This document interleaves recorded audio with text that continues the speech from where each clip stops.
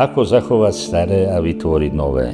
Akým spôsobom naplňať poslanie Evanjelického cirkevného zboru Bratislava Staré Mesto prostredníctvom kultúrno-komunitného centra? A ako o láske nielen hovoriť, ale ju aj dokazovať vytváraním otvoreného, bezpečného priestoru naozaj pre všetkých. Na tieto a podobné otázky sme hľadali a nachádzali odpovede v projekte Lyceum – Laboratórium otvorenej spoločnosti. Staré evanjelické lyceum, ikonu stavebných pamiatok Starej Bratislavy, postavili evanjelici v roku 1783 na dnešnej Konventnej ulici za 5 mesiacov. Komplexne obnovená bola v rokoch 2022-2023. Exteriér budovy má dodnes zachované pôvodné prvky z 18. storočia. Jedným z nich je napríklad kamenný portál hlavného vstupu. Metodou konzervácie bola obnovená vstupná drevená brána s bohatým vlisom v jej vrchnej časti vrátane anjelov držiacich Bibliu s textom časti 4. verša žalmu 100. Vstúpte s chválospevom do jeho nádvorí. Dôkladný pamiatkový prieskum odhalil premeny pôvodných omietok, náteľov, podláh a interiérových prvkov.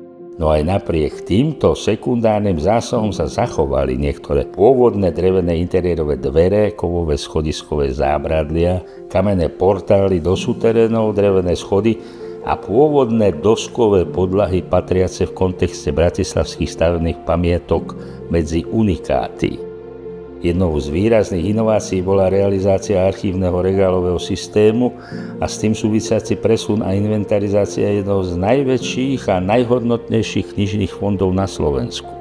Liceálna knižnica dnes obsahuje viac než 80 000 zväzkov kníh, z čoho tie najstaršie pochádzajú z 11. a 12. storočia. V prvú adventnú nedeľu sa vo Veľkom kostole na službách Božích a vo dvorane Starého Licea stretli na slávnostnom otvorení biskupka Evanjelickej cirkvi v Norsku, predstaviteľa Evanjelického cirkevného zboru Bratislava Staré Mesto, zástupcovia partnerov projektu, Kirkelik Dialog Center Oslo, nadácie Milana Šimečku, občianskeho združenia Punkt, veľvyslanectiev, samospráv, štátnej správy a ďalších inštitúcií. Všetky podujatia uskutočňované v rámci projektu mali ambíciu aktualizovať zámer budovateľov Starého evanjelického lícea vyjadreného slovami na portáli hlavného vstupu. Vstupovať s chválospevom znamená v náboženskom slovníku oslavovať Boha prinášaním dobrého ovocia. Dodržiavanie pravdy, práva, spravodlivosti či poznávanie krásy prostredníctvom umeleckých zážitkov, aj to znamená prinášať ovocie.